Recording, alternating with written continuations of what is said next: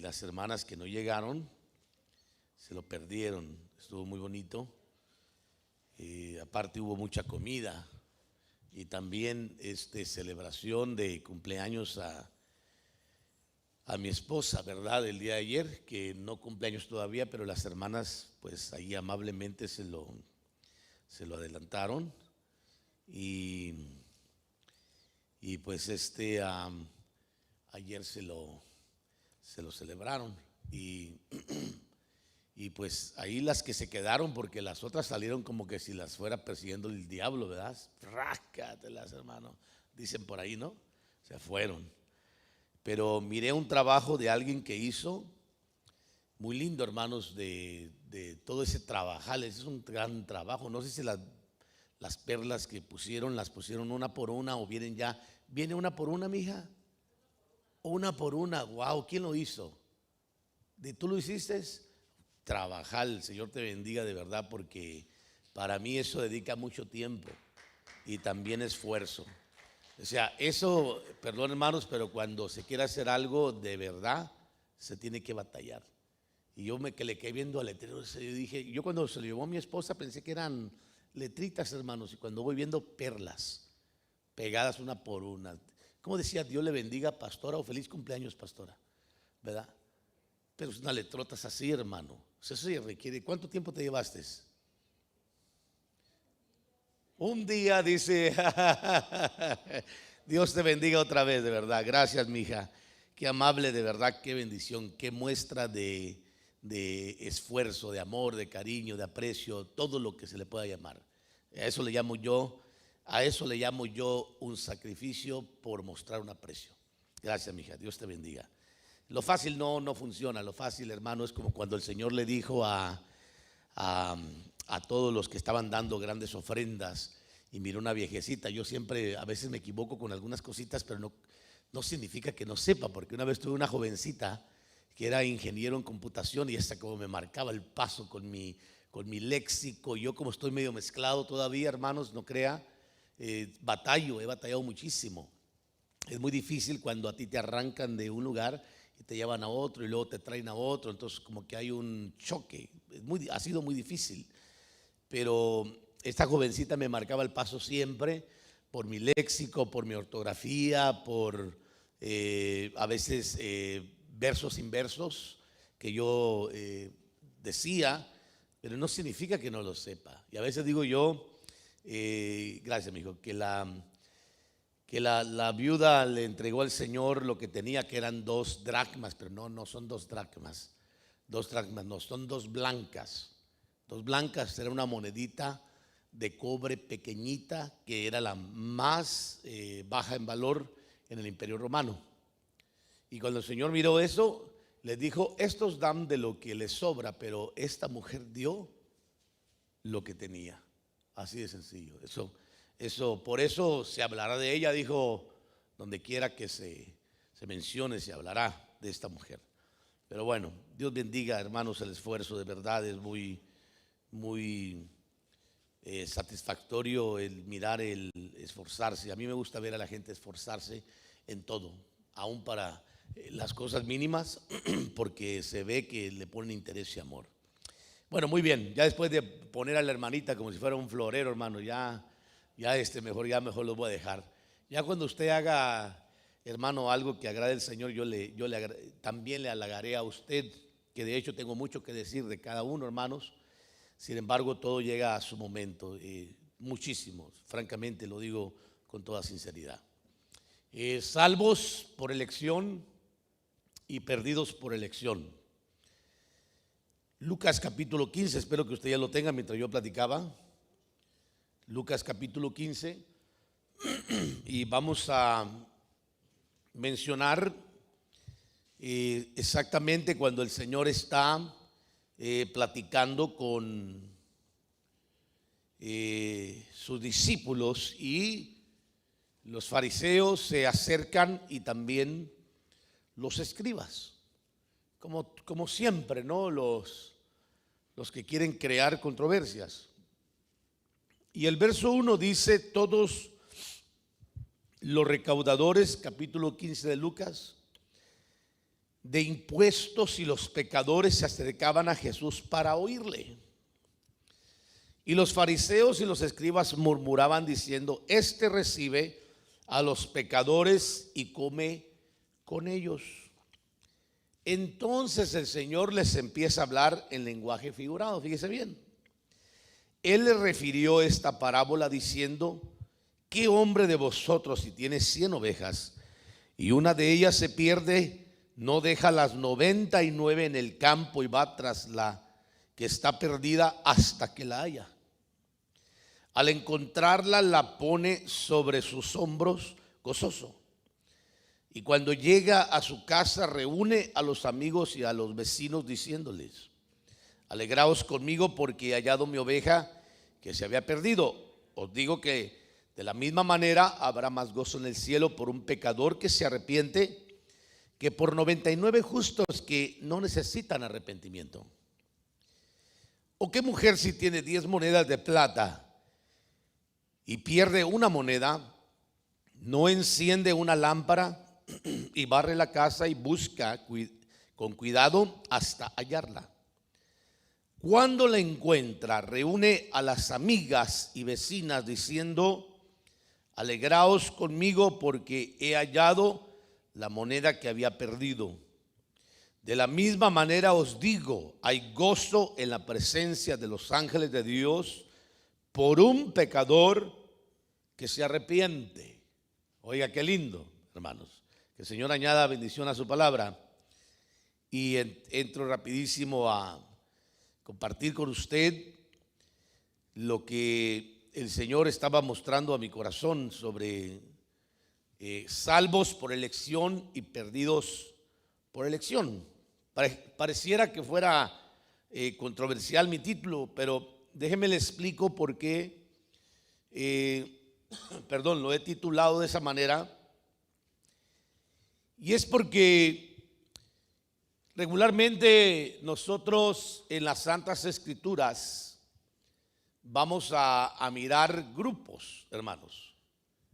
Dios es un Dios que siempre, voy a decirlo de esta manera, ha dividido grupos, hermano. Y eso le puedo dar muchísimos ejemplos. Siempre, aún desde cuando el Señor llama a Abraham, lo llama de su tierra, de su casa, de sus parientes, a salir, a cruzar. En pocas palabras, los saca de Ur de los caldeos de Harán para que cruce, hermano, camino a Canaán para poder hacer de él una gran nación. El Señor seleccionó de entre una familia a un Abraham. El Señor selecciona, hermano, de entre 12 hermanos a un José para que salve a sus hermanos y a toda la tierra. Cuando Jesús llega a la tierra, nuestro Señor, usted se va a dar cuenta siempre de los grupos que el Señor tenía. Por eso nadie tiene que sentirse mal por los grupos, porque cada quien va a ser tratado de acuerdo al momento y en su nivel, desde luego. Y usted va a mirar que el Señor, hermano, empieza a desarrollar su ministerio, y lo primero que Él empieza a juntar no fueron las multitudes, no sé si usted se ha dado cuenta, fueron sus discípulos. Y a sus discípulos el Señor los va llamando. Puedo pensar en un Juan, en un Santiago, que el Señor va pasando y ellos estaban remendando redes, porque ese era su negocio de ellos eran pescadores. Y el Señor pasa, hermano, y ellos dejan las redes y siguen al Señor. A un Mateo, que estaba como este recaudador de impuestos, que era un trabajador que recaudaba en las puertas de la ciudad para los viajeros que venían a hacer comercio, comercializar, hermano, en la ciudad, o comprar de otros lugares. Tenían que pagar impuestos por entrar a la ciudad, y había recaudadores de impuestos en las puertas de la ciudad. Y ahí está Mateo sentado recaudando impuestos, y el Señor solamente pasa, le dice: sígueme. Y dejó, hermano, el trabajo de recaudar impuestos y siguió al Señor. A Pedro le dijo el Señor: sígueme y te voy a hacer un pescador de hombres. Eso sí, el Señor tuvo que llamar primero a Andrés. O sea, lo que yo le quiero mostrar es que el Señor empieza a hablar a sus discípulos personalmente hablando y los selecciona. Después de eso, él se expone ante las multitudes y empieza a predicar en diferentes lugares, y las multitudes son atraídas por la palabra. Y la Biblia dice que eran grandes multitudes que le seguían al Señor. De entre esa multitud, el Señor, hermano, empieza a formar a un equipo de discipulado. Estoy hablando del capítulo 10 del libro de Lucas. Y en ese discipulado, el Señor se empieza a trasladar y empieza a establecer su visión. Y luego se va una noche completa al monte a orar, y cuando regresa empieza a seleccionar de entre sus discípulos a 12 íntimos que iban a caminar con él, que le iban a ayudar en la coordinación del ministerio. Entre ellos estaba Judas, que se encargaba de la administración. Una vez me aconsejó un pastor y me dijo: pastor, nunca pongas en la tesorería a una persona necesitada. Así me dijo, porque son los que se llevan las bolsas. Y hemos conocido casos tremendos, hermanos, de eso, y gracias al Señor a nosotros nunca nos ha pasado ni queremos que nos pase. Somos muy cuidadosos con eso, pero el Señor llamó a un Judas sabiendo quién era Judas. Tenía que cumplir una misión. Sin embargo, usted nunca va a ver que a Judas el Señor lo llevó al monte a mirar la transfiguración, como llevó a Jacobo o a Santiago, mejor dicho, y a Juan y a Pedro. A ninguno de ellos. Simplemente el Señor tenía cierta intimidad. Por el otro lado, a nadie le reveló el Apocalipsis como lo hizo Juan, que era el más íntimo que tenía el Señor. Entonces, lo que yo quiero que usted note es que la Biblia siempre habla de grupos. De la misma forma, el Señor establece grupos, hermano, en cuanto a los salvos, elegidos, que tienen que aprender, hermano, a transicionar, siempre lo llamo yo, o pasar de un lugar a otro, o evolucionar. O sea, un salvo no puede pretender decir soy salvo y quedarse en el mismo estado. Es como si usted dijera: mi esposa acaba de tener un niño y va a ser niño para toda la vida. No, es imposible. Ahí van a suceder dos cosas: una se muere, otra, hermano, pues no crece, ¿correcto? Es lo mismo que pasa en el campo espiritual. El Señor, cuando llama a todos, nos llama como salvos, pero luego nos traslada al grupo de los discípulos. ¿Para qué nos traslada al grupo de los discípulos? Para que podamos nosotros conocer otra fase más del evangelio, que no solamente es la salvación por la fe, etcétera, etcétera. Pero entre estos grupos yo quiero mencionar a otro grupo, hermano. Quiero mencionar al grupo de los pecadores y al grupo de los, podríamos llamar impíos. Lo voy a llamar de esa forma porque iba a llamarlo de otra manera, pero voy a utilizar el término impío. El pecador y el impío. Impío, ¿por qué? Porque siendo pío o piadoso, decide convertirse en una persona que abandona el camino del Señor. Pero entremos en materia rapidísimo, hermanos. A manera de introducción, quiero probarle que nadie viene a Cristo sin que el Padre lo traiga primeramente. Aquí viene la parte importante. Capítulo 6 de Juan, verso 44, dice: nadie puede venir a mí si no lo trae ¿quién? Si no lo trae ¿quién? O sea, lo que el Señor está estableciendo es que usted y yo llegamos a Cristo, a Él, porque el Padre nos trajo con Cristo. Y para que eso sucediera, tuvo que haber sucedido una elección y luego una decisión.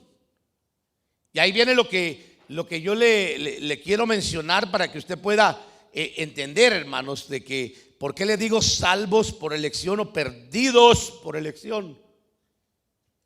Porque uno hasta cierto punto elige la posición que quiere tener en el evangelio.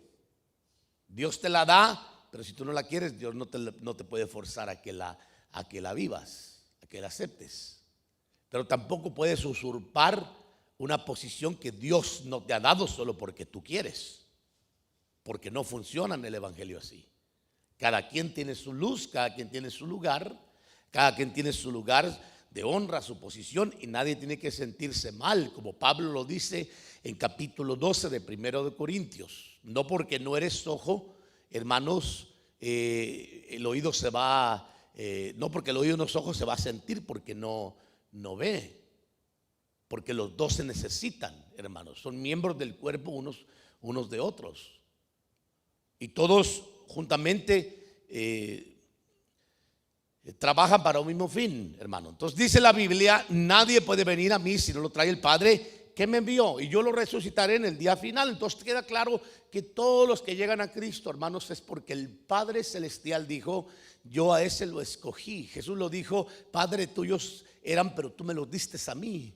Entonces el Padre los escoge y dice: yo quiero que escojas, yo he escogido a Alejandro y te lo voy a presentar a Alejandro para que tú lo salves y tú le traslades la vida. Y así como Lázaro escuchó la voz, Alejandro resucite. ¿Me explico, hermanos? No solamente en el día final, sino que resucite espiritualmente hablando a la vida de Dios, a la conciencia de Dios. Y en ese momento se abren los sentidos espirituales, sobrenaturalmente hablando. Eso es lo que sucede. Ese es el milagro más grande que podemos ver nosotros, hermanos, en la Biblia, aparte de la resurrección de nuestro Señor Jesucristo, desde luego. Así es que nadie puede venir al Padre sin que sea a través del Hijo. O sea, mire hermano, cómo está la situación. Nadie viene al Hijo si el Padre no lo trae, porque el Padre trae a los escogidos, a los elegidos.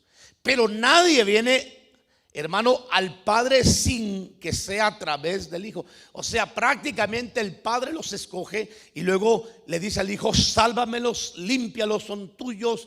Respira la vida sobre ellos, respira el Zoel, Neuma, sopla aliento de vida, pero me lo regresas. ¿Me explico?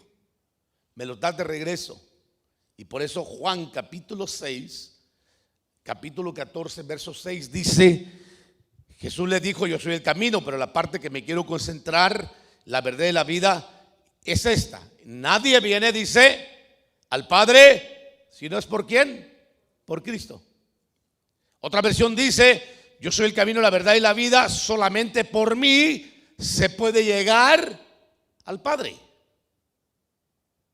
O sea, tú no puedes llegar directamente al Padre, es el Padre el que te encuentra, el que te pone los ojos y de repente te manda mensajeros y emisarios y provoca el encuentro, hermano, para que te encuentres con el Hijo. En pocas palabras, te lleva al Hijo para que te prepare, el Hijo te salve, te dé la vida de Dios, y luego cuando venga el tiempo regreses al Padre, o regresemos al Padre.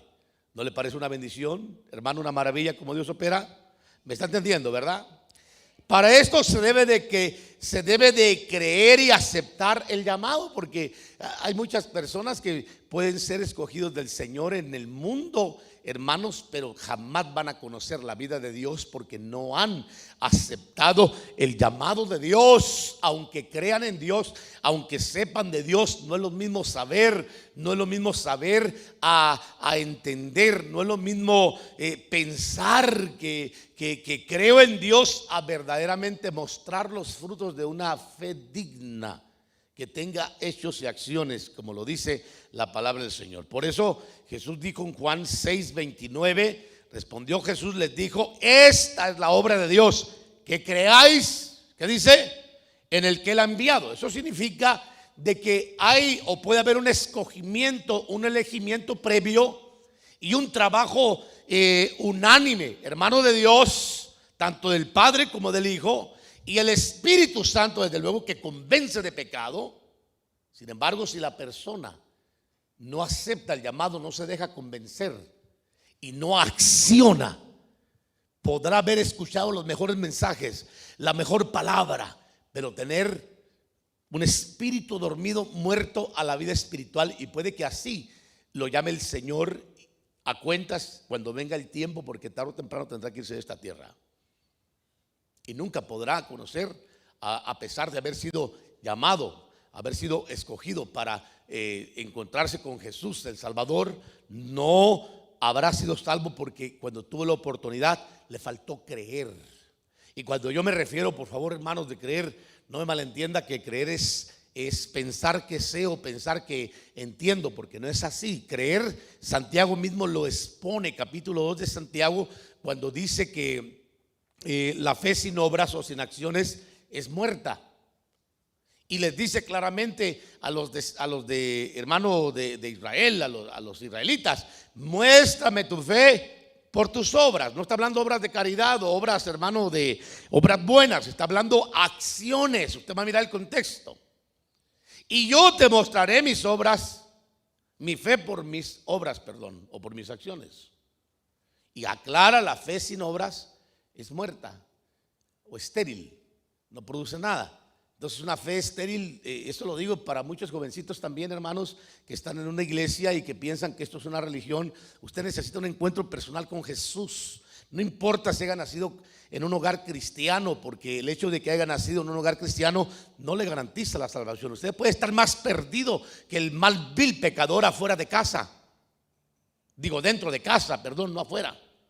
Afuera están perdidos, pero puede que haya gente perdida dentro de la iglesia. Especialmente hijos nuestros que nunca han creído en el evangelio, que cantan coritos, que oran como nosotros, que medio le entran, que nomás le hacen al cuento, pero ni oran, ni cantan, ni hacen nada. Nomás están ahí chiflando en la iglesia, hermano, y viendo el celular y rascándose las uñas, pero realmente no tienen un encuentro personal con el Señor todavía. Y es importante que comprendan que para poder hacer este clic, hermano, tiene que haber fe en el que el Padre ha enviado, que se llama Jesús, nuestro Señor. Si no hay esa fe, entonces no va a haber ese contacto para salvar. Y puede que toda la vida se la pase esta persona, hermanos, escuchando coritos, la palabra del Señor, los mejores eventos, los mejores mensajes. Puede venir Tony Pérez, Eric Porta, quien sea, hermanos, aquí, Fernández Monroy, los que sean, pueden bailar, danzar, brincar y van a ser los mismos, perdidos. Muchos hasta con pecados ocultos que los papás ni siquiera saben, porque para los papás los hijos que tienen son los mejores, las estrellas, hermano. Y quiero decirle que nuestros hijos nos sorprenden cuando menos esperamos, porque no sabemos con quiénes se mezclan. Por eso yo mismo recomiendo que aún dentro de la iglesia los muchachos seleccionen sus amistades. Si usted ama al Señor y usted quiere buscar de Dios, aléjese de aquellos que no quieren nada con el Señor. A menos que usted esté bien encendido, lleno del Señor, que se sienta capaz de involucrar o atraer a otros al evangelio, entonces júntese a ver si usted les puede derramar y hacer que ellos se despierten. Pero mientras no suceda eso, le aconsejo que se aleje de esos que andan metidos en las redes sociales viendo pornografía, mujeres encueradas, hombres encuerados, promoviendo, hermano, las drogas, promoviendo el libertinaje, irse a la playa, a las despedidas de solteros y todas esas cosas. Que no me diga amén. Esa es la onda de los jóvenes hoy. O andarse texteando, teniendo sexo por las redes sociales, porque usted no sabía, hermano, todo eso se llama sexo cibernético. Les doy un ejemplo de a qué estoy hablando yo, que practican muchos hoy en día: textos. Ya miraste la muchachita, qué chula está, uy, y esto y lo otro. Eso se llama sexo. Sexo cibernético. Y para los jóvenes es algo como que si fuera normal, pero lo que está haciendo es haciéndoles calenturientos, solamente haciéndoles que se alteren las hormonas, y cuando venga el momento para ellos pecar va a ser algo muy fácil. No van a tener conciencia del pecado porque ya practicaron antes bastante a través de los textos. Y eso es muy común hoy en día. Usted tiene que tener cuidado. Si alguien le manda alguna proposición indecorosa, descúbralo inmediatamente para poder hablar con él y con sus padres. A ver cómo le podemos ayudar. Podemos orar, romper una impureza sexual, o podemos, antes de que el diablo se los coma, porque la Biblia dice claramente que a algunos hay que salvarlos, hermano, exhortándolos, a otros hay que arrebatárselos al mismo infierno. Y en la misma iglesia tenemos gente perdida, pecando en la iglesia. Ojalá solamente fueran jovencitos, pero también hay viejos mañosos que siguen todavía con sus cosas, que ahí ni me quiero meter. No quiero que la gente piense que todos somos iguales, y no es así. Hay uno que otro por ahí que mancha el evangelio y que de repente se presenta ante comunidades, hermanos, y de repente nos etiquetan a todos como si así fuéramos, y no lo somos, hermano. Pero la Biblia dice que para poder hacer ese clic y poder conocer la vida de Dios, tiene que haber un trabajo triuno divinamente hablando en la tierra. El Padre mandando a los escogidos al Hijo para que sople y los salve, y el Espíritu Santo convenciéndolos de que son pecadores. Porque, hermano, hoy en día sí necesitamos el auxilio total del Espíritu Santo de Dios. Si en un tiempo yo he notado que necesitamos el auxilio total, hermanos, del Espíritu Santo de Dios, se lo digo con todo el corazón, es en este tiempo. Porque es difícil hoy en día penetrar la mente de la gente por tanta información que se han metido, que para ellos ya nada es pecado, nada es malo, hermano. Y tiene que venir el auxilio del Espíritu Santo que les pueda convencer, porque uno ya no los puede convencer. Uno les dice, mira, mija, eso de andar haciendo esas cosas, de andar, pues tú sabes para qué no. Ay, yo no sabía que era pecado. ¿Cómo no vas a saber que era pecado? Si eso, hermano, socialmente hablando, todo el mundo sabe lo que es un parámetro moral y lo que eso es una situación de inmoralidad. Todos sabemos, hermanos. A menos que hayamos de plano perdido todo fundamento y todo principio que tiene que ver, hermano, con lo bueno. Pero yo sigo pensando que todavía habemos algunos que creemos que tenemos que guardar ciertos principios, no solamente bíblicos, sino también como seres humanos. ¿Cómo va a decir usted, hermano, que hacerle un daño a una persona va a ser algo normal? Cuando ya sabemos que humanamente hablando no nos dicta la ley, hermano, humana, que no es así.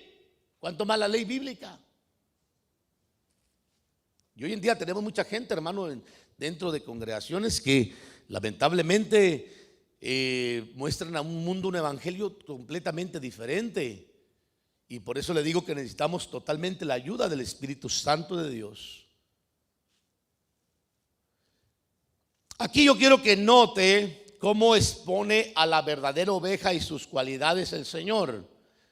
Note bien, Juan capítulo 10, verso 26, pero vosotros no creéis, les dice a un grupo, porque no sois de mis ovejas, hermanos. Estos no les va a entrar la palabra ni con bazooka, porque no son del Señor. Pero los que somos del Señor sabemos que tenemos que guardar ciertos principios importantes que nos van a mantener, hermano, en un buen estado. ¿Cuántos dicen amén? Vea lo que dice aquí, verso 27. Mis ovejas oyen, que dice, mi voz, mi palabra, y yo las conozco y me siguen mis enseñanzas, mis estatutos, mis principios, y yo les doy vida eterna, y jamás perecerán, y nadie las arrebatará de mi mano. Mi Padre, ¿qué dice? Que me las dio. Ahora, yo quiero que usted piense que si usted está en el evangelio es porque el Padre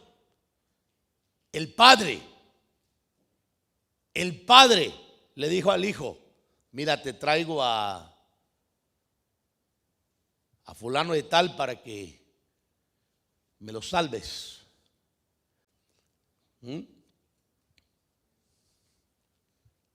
No es porque nosotros, hermanos, de repente, yo estoy hablando con un verdadero convertido,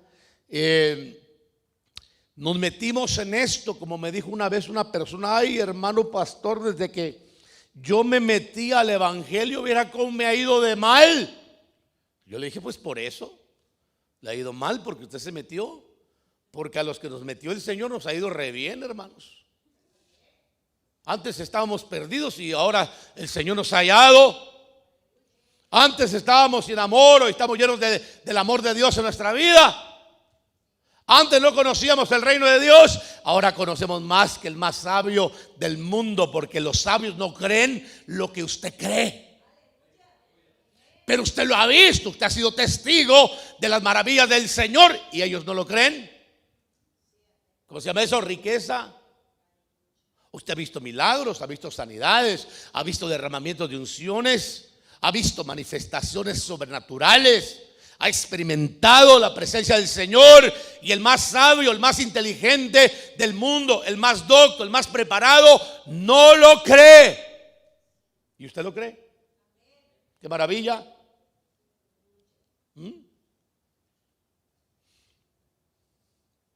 Imagínense.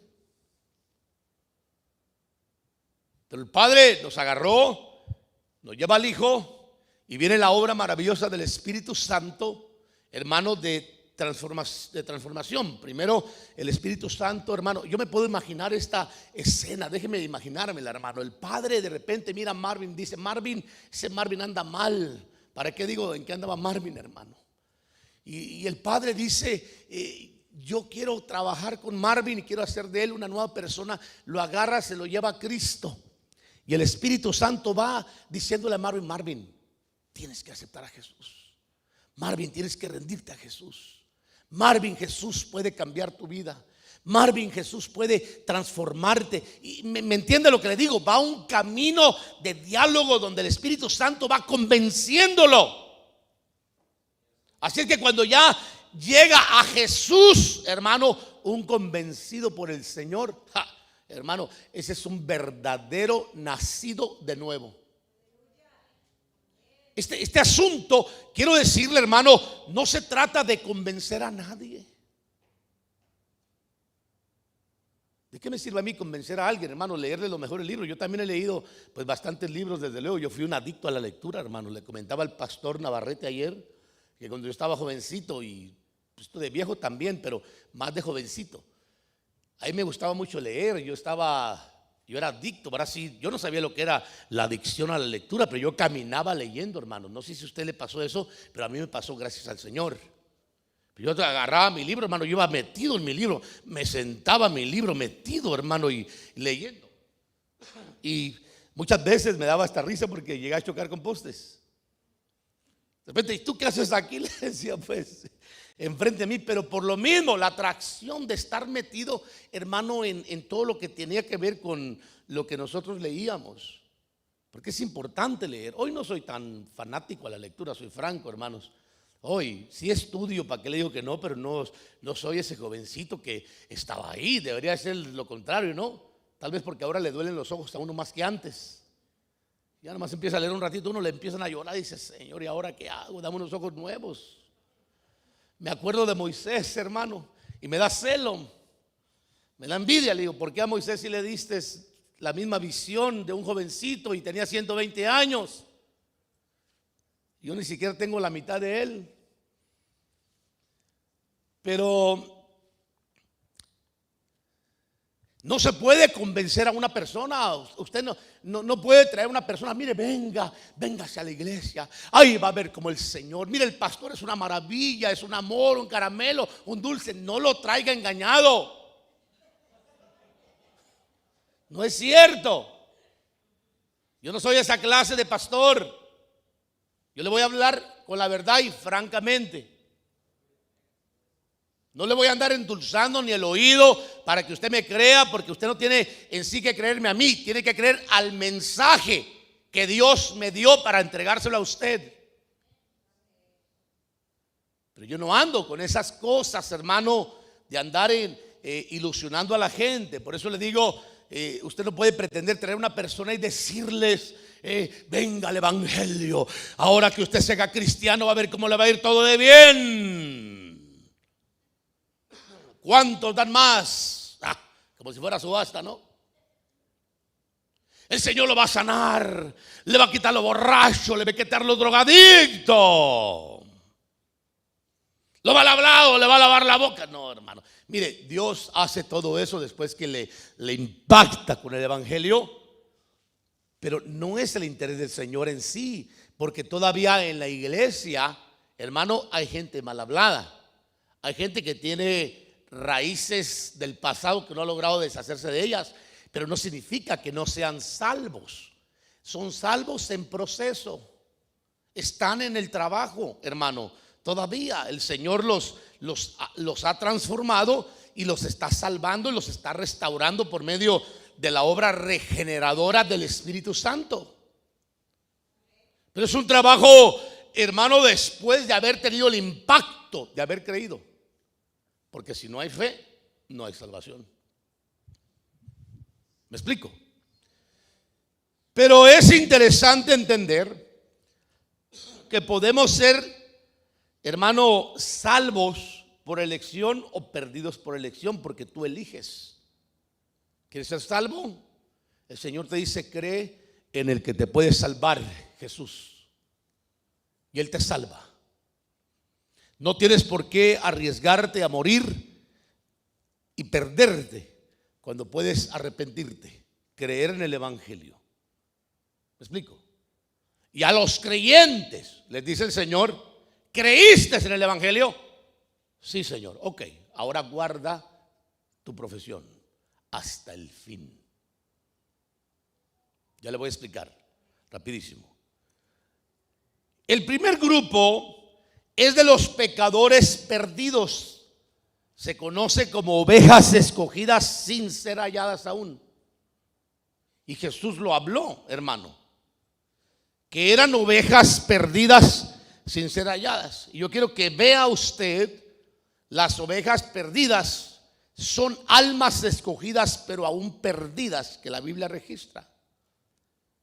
Vea lo que dice Mateo capítulo 15 verso 22. Sea que una mujer cananea que había salido de aquella comarca comenzó a gritar diciendo: Señor, hijo de David, ten misericordia de mí, misericordia de mí, mi hija está terriblemente, dice, atormentada o endemoniada.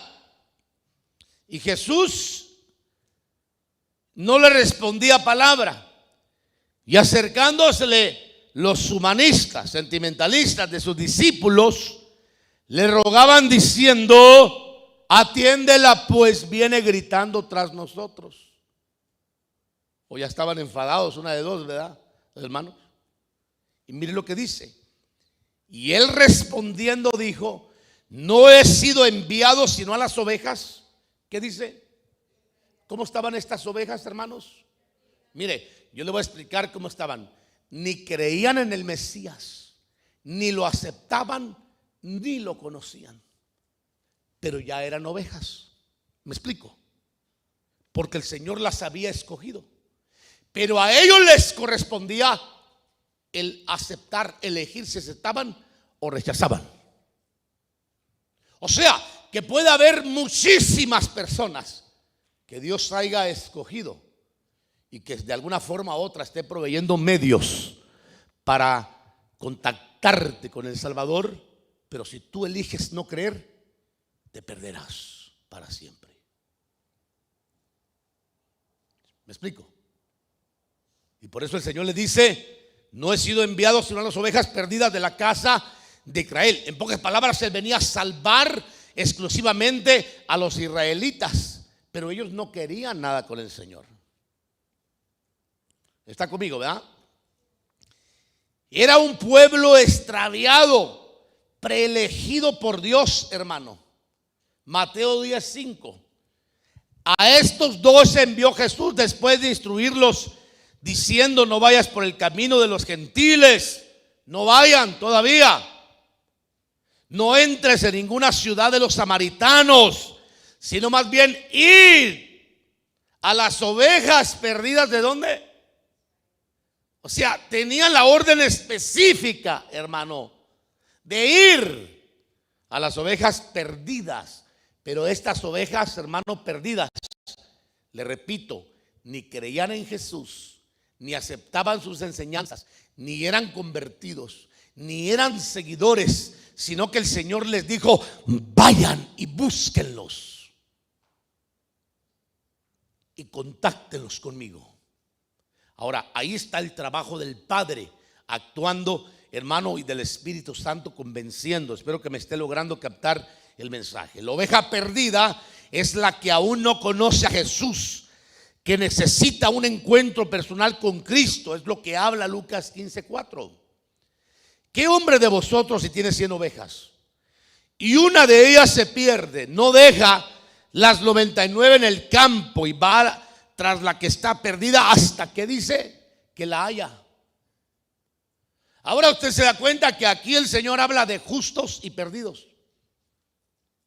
Al justo no hay que hablarle, hermano, de que si está bien en la iglesia, no hay que, hermano, estarle fastidiando la vida con tratarle de cambiarlo por fuera, cuando lo primero que hay que hacer es tratar de enseñarle para que cambie por dentro.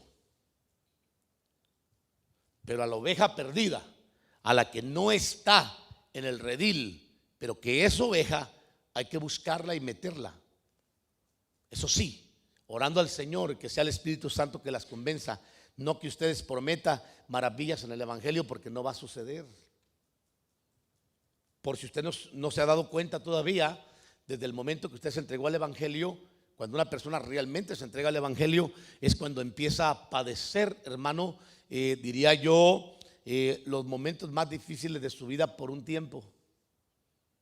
Yo le voy a explicar por qué. Porque antes, cuando no conocía de Dios, todas las cosas para ese ser humano eran normales. Pecaba normal, un errorcito normal. Le hice algo malo a alguien, si no me agarran la justicia, pues ¿cuál es el problema? Etcétera, etcétera.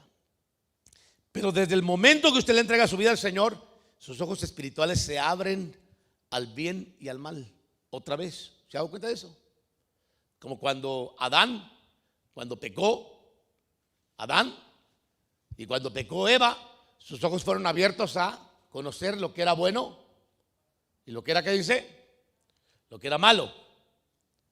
Lo mismo sucede cuando una persona se entrega al Señor y nace de nuevo. Sus ojos se cierran, hermano, ahora a lo malo y se abren a lo bueno. Ahora empieza a discernir lo que es bueno. Y se cierran a lo malo en el sentido de que ahora empieza a identificar lo que es malo. Lo que antes le parecía bueno, ahora resulta que sí era malo. Y empieza a emproblemarse.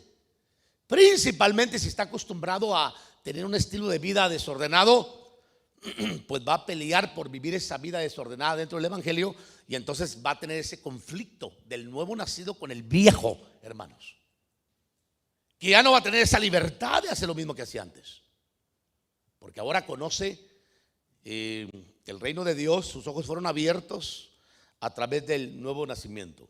Déjeme le sigo leyendo.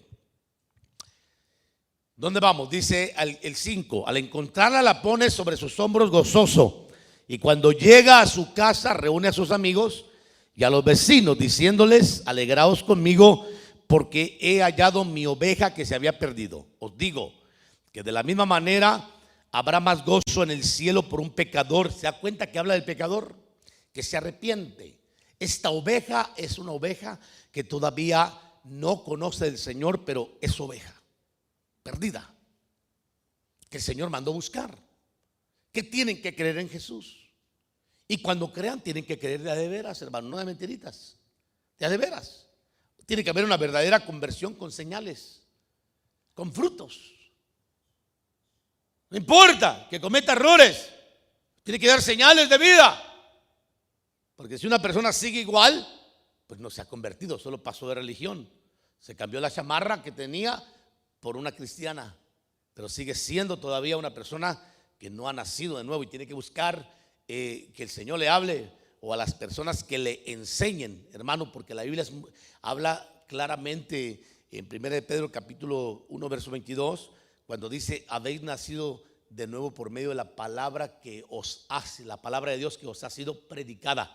Entonces la palabra engendra vida, y cuando viene el momento hay una explosión de un nuevo nacimiento, porque se abre el entendimiento para mirar que Jesús es el Salvador, es el Mesías. ¿Cuántos dicen amén? Y entonces se deja de ser una oveja perdida a una oveja encontrada, que va a entrar al redil. Por eso, hermano, mire, una persona que realmente está nacida de nuevo no anda de iglesia en iglesia, ni abandona su congregación. Con esto no estoy diciendo yo de que no hayan casos exclusivos donde el Señor quiera promocionar o de repente tenga que reubicar ovejas. Yo estoy muy consciente de eso, soy ministro y entiendo eso.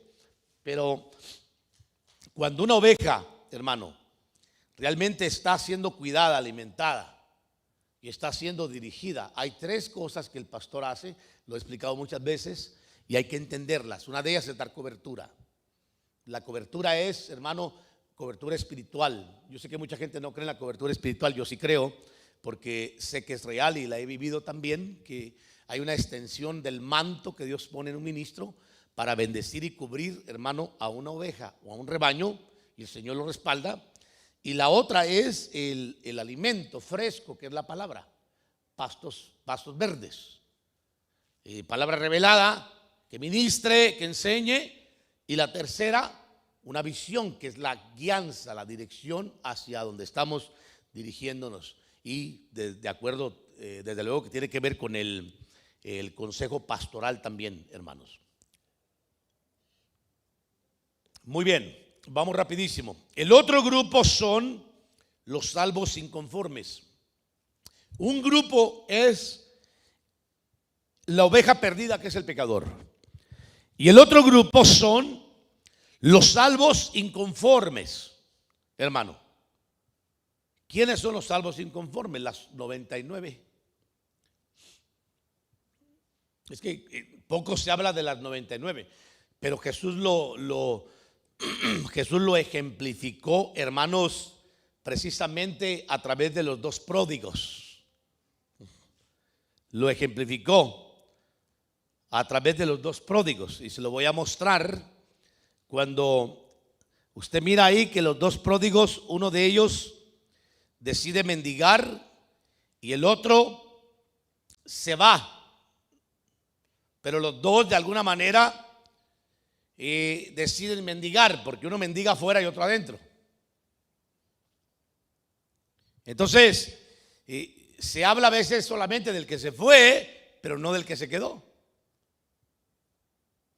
Y estamos hablando de que el otro grupo, el primer grupo son los pecadores, las ovejas perdidas. Pero las ovejas halladas tienen que aprender a mantenerse en el corral, hermano. Y ahí es cuando vemos por qué el Señor le pone a los escribas y fariseos y a sus discípulos el ejemplo de los pródigos, hermano. Que son dos pródigos que la Biblia registra. El que está en casa, hermano, se siente indigno. Ahí usted corríjame un poquito lo que se pasó ahí. Mientras que el que se fue se expone a una apostasía irreversible. Tal vez ve y dale un poquito de monitores, hermana Sandra, por favor. Aquí, un poquitito, porque siento muy bajo. Lucas capítulo 15. Vaya conmigo a Lucas capítulo 15, verso 11, rapidísimo. Jesús dijo: cierto hombre tenía, ¿qué dice? 2 hijos. El menor de ellos dijo al padre: Padre, dame la parte de la herencia que me corresponde. Y él le repartió sus bienes. No muchos días después, el hijo menor, juntando todo, partió a un país lejano. Y allí, que dice que hizo, malgastó, hermanos, su qué, hacienda, viviendo como perdidamente. Ahora, lo que yo quiero que usted vea, que el Señor está mostrando aquí al grupo de las 99 que estaban inconformes, aún entre ellos. Por eso es bien peligrosa la inconformidad. Es bien peligrosa. Por eso yo siempre he dicho que un miembro de un ministerio que no se involucra en el servicio, en el trabajo, hermano, es una de las personas que vive más, diría yo, frustradas y hasta cierto punto desocupadas, al grado que el enemigo trabaja más fácilmente con ellos que con los que están sirviendo, porque los que están sirviendo tienen una responsabilidad y una ocupación dentro del ministerio. Y usted se va a dar cuenta que había un hijo que se la pasaba en el campo y el otro de fiesta, lo más seguro, queriendo vivir la vida fácil como nuestros jóvenes hoy en día, ¿no? Hermanos, que quieren vivir la vida fácil, quieren tener todos los privilegios, pero no quieren sacrificar nada en lo absoluto. Y no solo los jóvenes, también los viejos, hay algunos que lamentablemente cuando esto sucede, esa desocupación provoca que esta persona sea un campo fértil para que el adversario esté trabajando con ellos, hermano, por no estar ocupados, al grado que piensen después, ¿me explico? Salir. Y por eso vemos personas salir.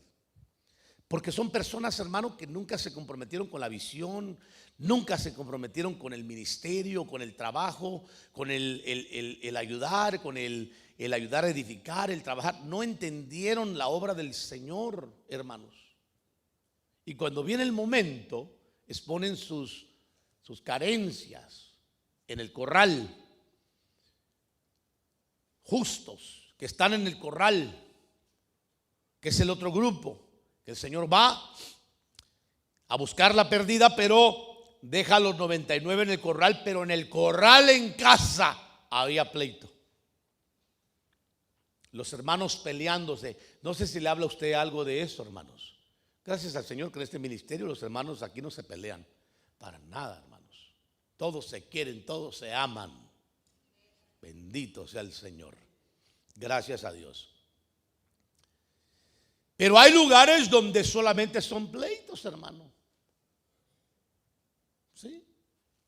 Todo el mundo peleado, la hermanita con la otra hermanita, el hermanito con el otro hermanito, entre los diáconos o ujieres, hermano, todo el mundo peleado. Ahí como decía mi madre, se mastican pero no se tragan. En la alabanza lo mismo, hermano, ahí masticándose, no tragándose. O sea, no estoy hablando de este ministerio porque usted me aclaró que aquí no pasa esto, hermano. Entre los maestros de niños, una maravilla, hermano de maestros. Ah, qué lindo, hermano. Oh, este ministerio se va a ir como espuma, con un equipo así, hermanos. Pilares tremendos. Pero en esta casa había discusiones, había disensiones, rivalidades. Y ya estaban dentro del corral. Tenían cobertura. Tenían compromiso, hermano, y solo era un hermano que trabajaba en el campo y el otro de vago. Por eso tengan cuidado los vagos. Tienen que estar involucrados, hermano. Dese cuenta, ya se lo voy a mostrar ahorita para que usted vea y entienda. Y llegó el momento cuando al que no le gustaba reconocer la disciplina pastoral, la autoridad ministerial, los que se ofendían por un consejo pastoral, una reprensión pastoral, que le dicen al padre, me voy. Un día me llegó un joven a mí que se me desapareció de la iglesia, hermanos, y no creo que exagero con mis testimonios. Me llegó y me dice, después como de unas 4 semanas, 5, no sé cuántas, yo contento que había llegado, y le dije, hermano, ¿qué pasó? ¿Dónde andabas? Pastor, me moví de iglesia.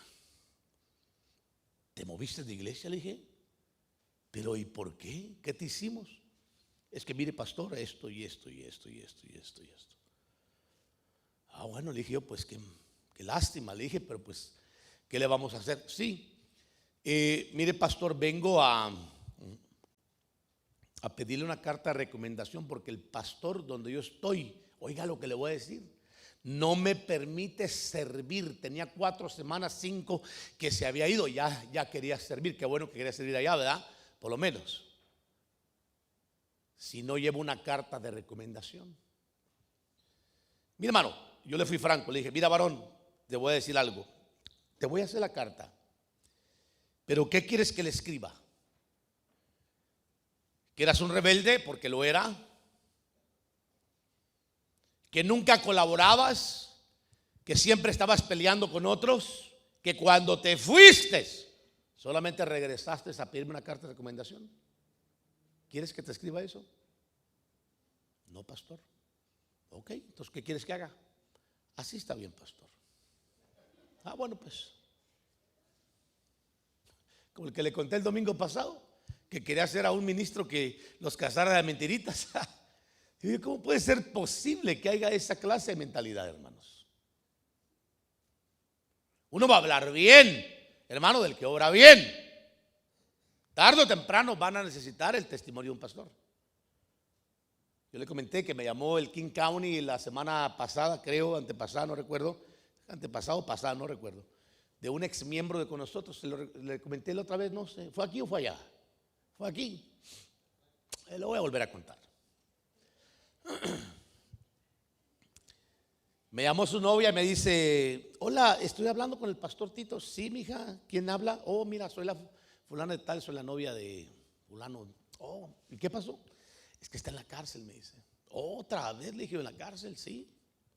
Y mire, le estoy llamando porque pues él me pidió que le llamara porque quiere que usted le haga una carta de recomendación, que pues él ha sido una persona que ha estado sirviendo en la iglesia y que es una persona que pues no es un peligro para la sociedad, y como va a tener corte, su abogado me insistió que le llamara a usted para hablar con usted, bla, bla, y ahí me llevó, hermano, ahí me llevaba unas maravillas tremendas.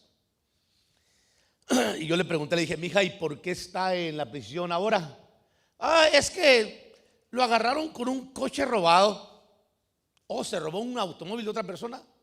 Sí. ¿Y cómo quieres que le ponga yo que no es un peligro para la sociedad cuando está por robo en la cárcel y por violento? Porque tenía 2 cargos, robo y violencia. ¿Cómo quieres que le ponga? Le dije yo, ¿cómo? ¿Por qué me comprometes? Dile al muchacho que me llame directamente. Y me llamó, hermano. Ya le dije yo lo mismo. ¿Qué quieres que le ponga a tu carta? Es que, pastor, necesito que me ayudes. Ahora sí necesitas ayuda, dije yo. Ahora sí. ¿Por qué no se dejan ayudar cuando los está llevando la droga? Las muchachas que le guiñan el ojo en la iglesia. No se crea de todas ni de todos. No. Tanto el varón que le guiñe el ojo, le mande textos, más si están casados, descúbralos con el pastor. Yo los ajusto en 3 patadas, hermano. Es más, se la voy a poner más fácil, en 1.5. No se deje usted seducir con esas tonteras, a menos que a usted le guste y también sea un corrupto. Porque una persona que no descubre a otro con eso es porque es corrupto, le gusta también hacer eso. Y por eso hay mucho adulterio a veces y fornicaciones en las iglesias, porque no frenan eso a tiempo, porque a las personas que le están mandando textitos les gusta eso. Para no hacerle largo el cuento, me llamó su abogado el último día y me dice: hi, may I speak with the pastor Tito Ávila? Yo soy, le dije, mira, soy el abogado defensor de fulano de tal del King County y estoy pidiendo a ver si tú podrías decir unas palabras ante el juez para con el joven. ¿Y qué quiere que diga? Le dije, pues pues él estuvo ahí contigo en la iglesia. Oh, no, sí, eso sí es cierto. Bueno, no lo puedo desmentir, ahí estuvo. ¿Sirvió ahí en tu iglesia en algo? Sí, ahí estuvo. Le dije, sirvió en algo, pero se fue. No, pero ¿podrías tú ayudar con decir que sirvió en tu iglesia? Le dije, sí, claro, con mucho gusto, no tengo ningún problema. A ver, no me pongan a mentir, ¿no? Total que me menté el juicio, hermanos. Usted sabe, ahí por el audio lo ponen a uno en un conference room, creo que le llaman así, de audio. Y ahí estuve yo escuchando todo al juez hablar. Al final escuché cuando le dice al DA: mire usted, señor, se le dieron tantas oportunidades, esto una vez falló, le dimos esta oportunidad, falló, así es que váyase preso. Yo dije, bien merecido. Bien merecido. ¿Sabe por qué? Porque aquí en esta casa había un hijo que, teniendo padre, no aceptaba su consejo. Teniendo casa, la menospreciaba. Teniendo alimento en abundancia, ahí andaba, hermano, mirando hacia afuera a ver qué estaban comiendo los demás. Y desde luego que le gustaba la cochinada, y al final fue y se hartó de todas las cochinadas en la posilga. ¿Usted no conoció gente así, hermano? Linda en el Señor, bonita. ahí le va, le voy a tener un cañonazo. Hasta profetas, ministros. Por eso yo no estoy de acuerdo que si alguien se viene abajo, hermano, y da un mal testimonio, pretenda levantarse en 3 patadas como que si ya no hubiera pasado nada. No, tiene que restaurar su testimonio, tanto con el pueblo, con los ministros, donde pecó precisamente, y esperar su tiempo de restauración. Porque si no, no se lo voy a creer yo. No soy un tonto para andarme tragando, prestándole el púlpito a alguien que yo sé que pecó y de repente viene otra vez como que si nada hubiera pasado. Eso no significa de que no haya misericordia o que se les vuelva a llamar ministros. No, hay que llamarles ministros en espera. Puede que tengan un ministerio, pero no decir, ay, la misericordia del Señor, la misericordia. Y sí, y los hijos pródigos, ¿dónde lo trató el Señor al otro? En la posilga.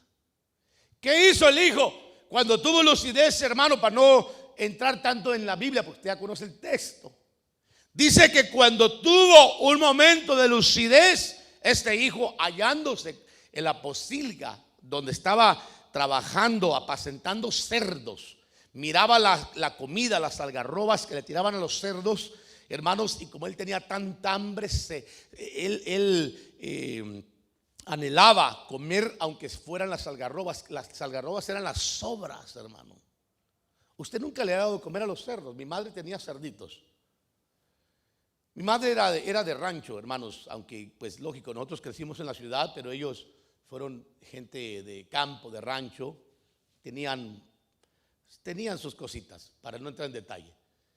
Así es que yo miraba cuando mi madre le daba de comer a los cerdos y a veces nos mandaba también a nosotros. ¿Qué le damos a comer? Algarrobas, las sobras de lo que uno comía, lo que les daban a comer a los cerdos. Después los hacíamos chicharroncitos, hermano. Ay, Dios santo, ¿para qué le cuento?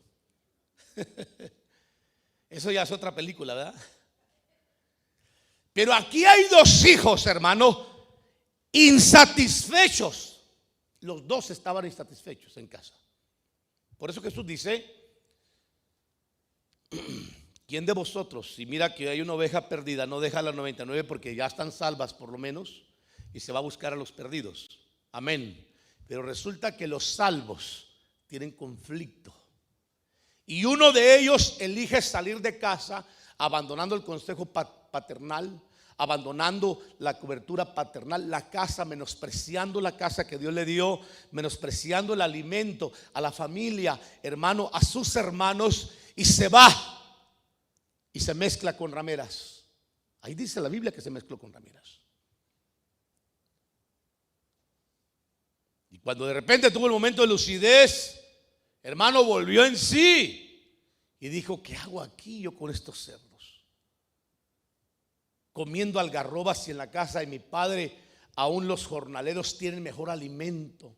Y es cuando él dice, volveré a mi casa y le diré a mi padre, Padre mío, he pecado contra el cielo y contra ti, hazme como uno de tus jornaleros. No buscó pidiendo privilegios o reconocimientos de hijo.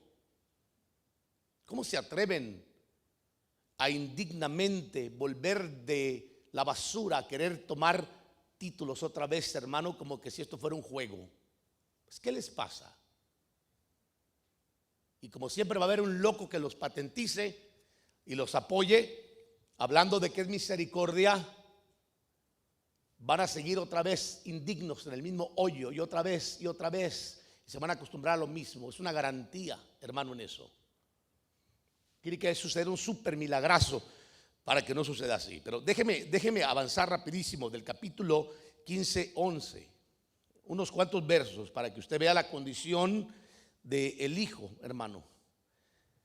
Verso 16: y deseaba llenarse el estómago de las algarrobas que comían los cerdos, pero nadie le daba nada. Entonces, volviendo en sí, dijo, ¿cuántos de los trabajadores de mi padre tienen pan de sobra, pero yo aquí perezco de hambre? Me levantaré y diré a mi padre y le diré, Padre, he pecado contra el cielo y ante ti, ya no soy digno de ser llamado tu hijo, hazme como uno de tus jornaleros o trabajadores. Y levantándose fue a su padre, y cuando todavía estaba lejos, su padre lo vio y sintió compasión por él, y corrió y se echó sobre su cuello y lo besó y le dijo, hijo, padre, le dice, y el hijo le dijo, Padre, he pecado contra el cielo y ante ti. no soy digno de ser llamado hijo tuyo. Él se quitó el título. Hermanos, ¿se da cuenta? ¿Cómo se llama eso? Un verdadero y genuino arrepentimiento. El que viene buscando títulos, hermano, a mí no me metan cuento, ese no está arrepentido. Se viene lo mismo. Al rato otra vez. Y se va a acostumbrar y va a camuflajear que la gente no sepa hasta que lo vuelvan a agarrar. Allá hay mucha tela que cortar, señores. No nos hagamos tontos de eso.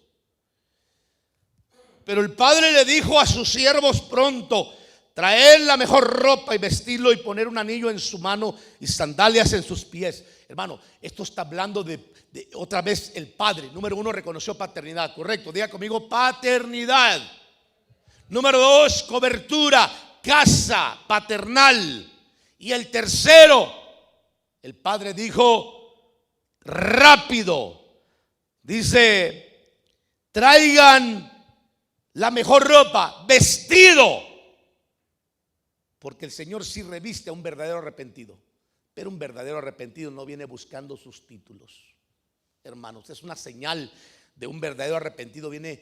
Un verdadero arrepentido viene a humillarse, a buscar, a decir: no quiero nada con el ministerio.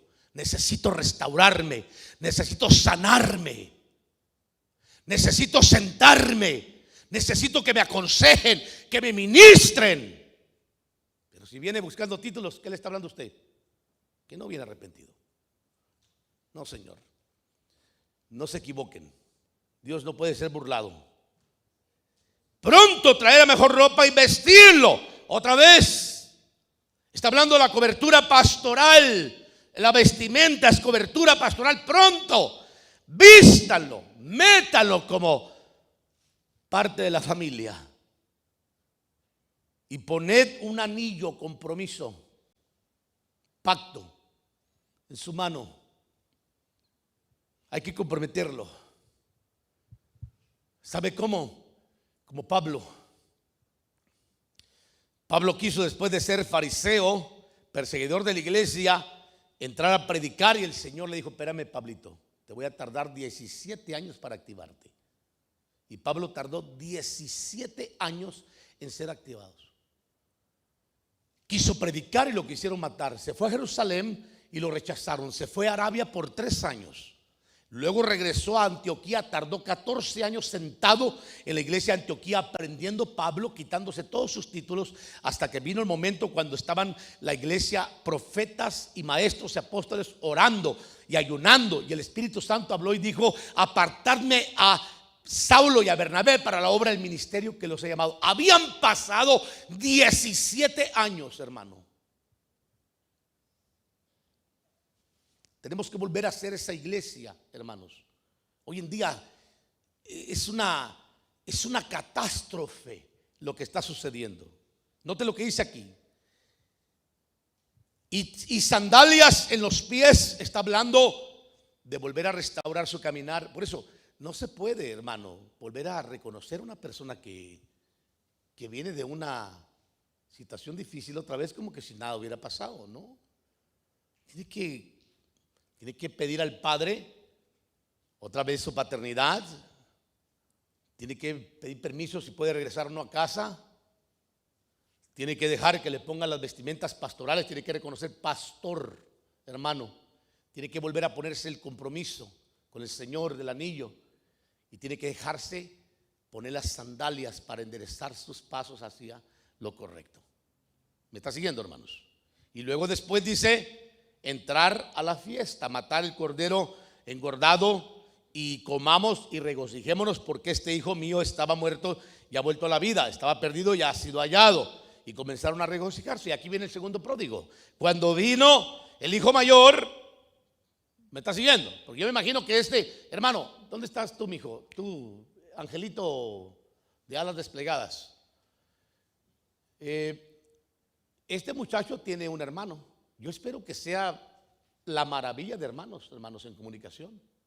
Yo eso oro al Señor para que este chamaco tenga como su mejor amigo a su hermano.